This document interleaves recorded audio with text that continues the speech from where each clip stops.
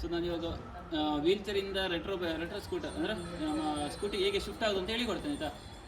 So first ನಮಗೆ ಹೇಗೆ ಬೇಕು, ನಮಗೆ ಹೆಲ್ಪ್ ಆಗೋ ಥರ ನಾವು ಕರೆಕ್ಟಾಗಿ ವೀಲ್ ಚೇರ್ನ ಅಡ್ಜಸ್ಟೇಬಲ್ ಮಾಡ್ಕೊಬೇಕು. ವೀಲ್ ಚೇರ್ ಅಡ್ಜಸ್ಟ್ ಮಾಡಿಕೊಂಡು ಹತ್ರ ಬರಬೇಕು.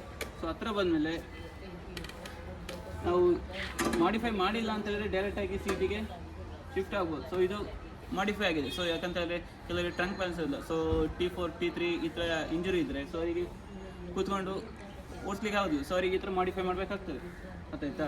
ಸೊ ಫಸ್ಟ್ ನಮ್ಮದು ಆರ್ಮ್ರೆಸ್ಟ್ ತೊಗೊಂಡು ಈ ಥರ ಮಾಡಿಫೈ ಮಾಡಿದ್ರೆ ಇದ್ರದ್ದು ಆರ್ಮ್ರೆಸ್ಟ್ ತೊಗೊಂಡು ಒಂದು ಕಾಲು ಎತ್ತಿ ಮೇಲೆ ಇಡಬೇಕು. ಸೊ ಇನ್ನೊಂದು ಕಾಲು ಹತ್ರ ಇಡ್ಕೊಬೇಕು, ಅರ್ಧಲ್ಲ. ಸೊ ಮುಂದೆ ಕೂತು ಆಮೇಲೆ ಡೈರೆಕ್ಟಾಗಿ ನೀವು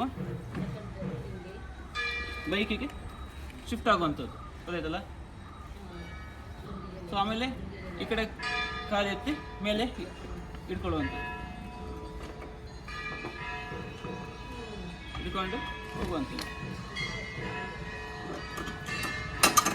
ಸೊ ಇದು ಮಾಡಿಫೈ ಯಾಕೆ ಮಾಡಿರೋದು ಅಂತ ಹೇಳಿದರೆ, ಸೊ ಇವಾಗ ನೋಡಿ ನನಗೆ T12 ಇಂಜುರಿ. ಸೊ ನನಗೆ ಟ್ರಂಕ್ ಬ್ಯಾಲೆನ್ಸ್ ಇದೆ. ಟ್ರಂಕ್ ಬ್ಯಾಲೆನ್ಸ್ ಇದೆ ಅಂತ ಹೇಳಿದರೆ ನಾನು ನಾರ್ಮಲ್ ಇದು ಮಾಡಿಫೈ ಇಲ್ಲ ಅಂದರೆ ಓಡಿಸ್ತೇನೆ ನಾನು. ಸೊ ಇವಾಗ T3 T1 ಈ ಥರ ಎಲ್ಲ ಇಂಜುರಿ ಇದ್ದು ಈಗ ಏನಾಗ್ತದೆ, ಸೊ ಇದು ಇಲ್ಲ ಅಂತ ಹೇಳಿದರೆ ಕೂರ್ಲಿಕ್ಕೆ ಆಗೋದಿಲ್ಲ, ಅವರು ಬ್ಯಾಲೆನ್ಸ್ ಇರೋದಿಲ್ಲ.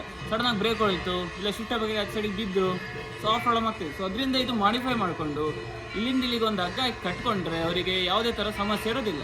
ಅದಕ್ಕೋಸ್ಕರ ಇದ್ರ ಮಾಡಿಫೈ ಮಾಡಿರೋದು, ಗೊತ್ತಾಯ್ತಲ್ವಾ.